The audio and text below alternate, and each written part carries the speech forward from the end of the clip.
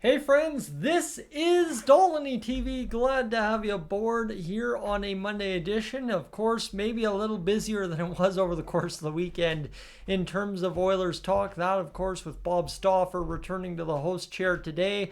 And, well, what else do we know? Some other talk, Stan Bowman on 100% hockey, and maybe some discussion from Chris Knoblauch as well. As the Oilers, they get geared up here to start almost looking at the month of August, which I think from here on out, probably this will be the last real big week of kind of chatter we have, and then the last week of July into the August long weekend. And until we hit about August 15th through 25th, things really won't pick up again. It just really depends on when Stan Bowman, similar to last year, given the offer sheet dilemma, wants to kind of take action in mid to late August. So without that, let's not waste any time too much further getting into the meat and potatoes of today's video. If you are new to the channel, consider hitting that subscribe button. We'd love to have you aboard as a subscriber. Of course, if you're a longtime viewer, unsubscribe, that all the same counts, and I appreciate the heck out of that. So let's go over here, shall we? Let's revisit this quickly. This was Bob Stauffer's top 10 Edmonton Oilers prospects, according to, of course, just Bob Stauffer, under the age of 24. Matt Savoy, Isaac Howard, Maxim Berezhkin in there, and that kind of rounds out your top three. Now, today over on Daily Faceoff, again, I invite you to go over there and check it out. Howard and Savoy took home top three, but Samuel Jonsson, the goaltender, who some had questioned about in the comments section of yesterday's video, and again, if you have any questions, concerns about prospects, I might have some contacts I can reach out to and kind of ask some questions of. So definitely, if you've got questions, throw them my way in the comments section. I'll do my best to answer. I'm not at all anywhere near the best connected person I know, but definitely can ask some questions and see what that leads to specifically when it comes to finding out where they are at in the pipeline, or at least in terms of pipeline excitement. So Stephen Ellis ranked the goaltender Samuel Jonsson as third best in the Oilers system. Obviously, Bob's list didn't include any goaltenders, so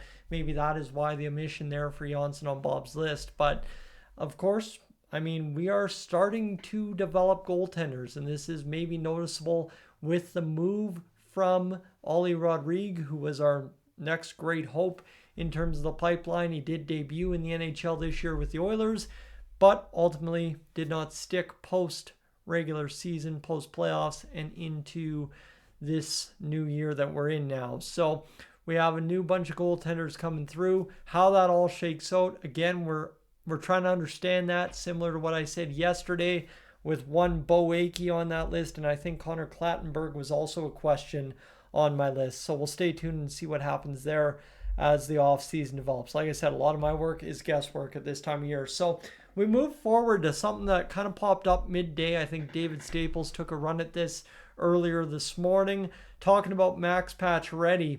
And well, you know what, I can talk about the pros and cons of what David Staples said. Again, I will go back to Bob Stauffer today on a text message asking, inquiring about David Staples' article. Two Oilers now saying, Bob Stauffer again stated, and this has been stated multiple times here over the past several weeks, that the Oilers are more likely moving someone out than adding as of now. Again, this is where I will caveat, and I don't know fully, didn't have time to read David Staples' article, but from everything that I grasped, the excitement about Max Pacioretty, as it would have been a few years back, similar to Connor Brown, is you add him on a low-risk deal. That right there makes sense, right? $775K, you add him in, veteran to the mix, a guy that can fill in or at least play upper minutes in your lineup if you need to, similar to Corey Perry, but also a guy that you might be able to bring aboard simply on the promise of a contract on a PTO. So that's how it was pitched to me when someone was breaking it down to me about the David Starkville's article today, is simply just maybe this is not best suited to be a contract, but maybe, you know, the Oilers get into training camp, decide to jumble up the mix as they usually do every training camp and add a PTO or two. This Max Pacioretty deal could be a really good PTO situation for the Oilers come training camp, especially if, again, you go back to this whole dealio where the Oilers are likely moving on a contract. Again, the large assumption amongst most people in the Oilers sphere is that it would likely be Matthias Janmark. If you're moving out Janmark, adding Pacioretty, okay, I'm all ears here. So that's where we'll talk about it. And again, if Pacioretty finds some time getting going in the Condors system, I would need that Condors jersey of Max Pacioretty's up on that wall in a heartbeat. That would replace this guy right up here. Again, if you're unfamiliar, that is a Condors jersey hanging there, similar to that James Hamlin one right next to it. So let's waste no more time as well. I do want to get to Chris Knoblauch's interview on Oilers Now, which conveniently Chris Knoblauch was down at the grounds at K-Days today.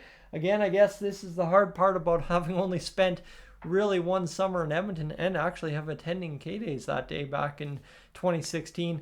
Again, you kind of don't know the whole schedule for K-Days, and that's my fault. Even coming from Northern Alberta, I don't know it best.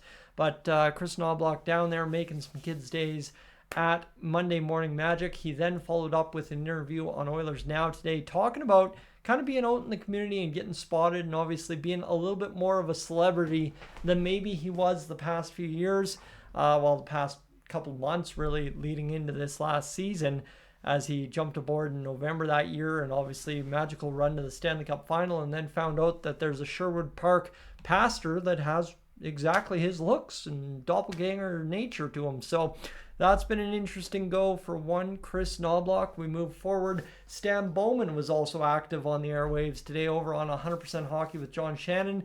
He had a good thought about the current discourse around goaltending, just basically saying, it's amazing, truly amazing that the Oilers fans obsess as much about topics as we do, because as a GM, and the way he put it is, you'd rather have fans over obsess than not care at all, right? That's kind of the good thought I'm talking about. Is it's interesting here, hearing from a GM that's been other places, is it's almost viewed as a good thing that we are over obsessing, when a lot of times, we take the bash for over obsessing in some regard, but a GM that also views it as a good thing helps out, because that means here, kind of putting it out there that the Oilers will deal with fan pressure on goaltending. There were no specifics. It was just a line thrown out there that they will deal with it. Whether it means that the Oilers management will just deal with the fans, barraging them with comments, thoughts, ideas about goaltending, or they will actually do something, that again remains to be seen.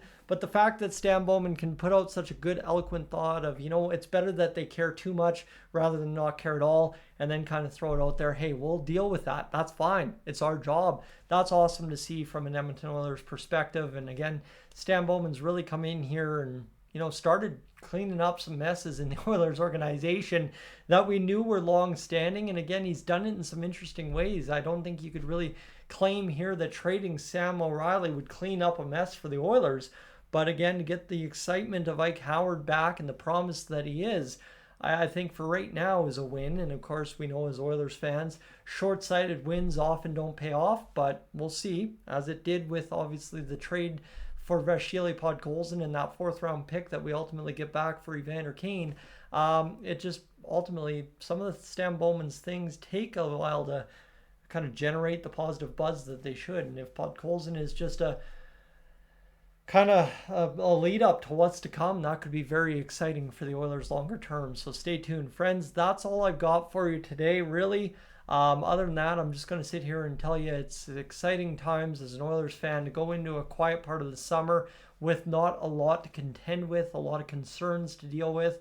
The fact that Evan Bouchard wrapped up, again, we're waiting on Connor McDavid, but given the precedent set by Leon Draisaitl last year, I'm okay with that. Again, the fever of that whole situation has also calmed down, so not necessarily a bad thing to kind of lay in a slumber here over the next weekend or so. Of course, I'll be out in Sundre there for the Pirates and Warriors Camping Classic, so we're going to have ourselves a good little rest here over the next few weeks. And then, like I said, August 15th to August 25th, I expect things to pick up rather rapidly again. So enjoy the next 3 weeks of quieter stuff here around the Oilers. And then, well, we're going to pick things up and get going late August. I tell you that much. For right now, though, I'm up on out of here. Enjoy your Monday night. And we will catch you later on.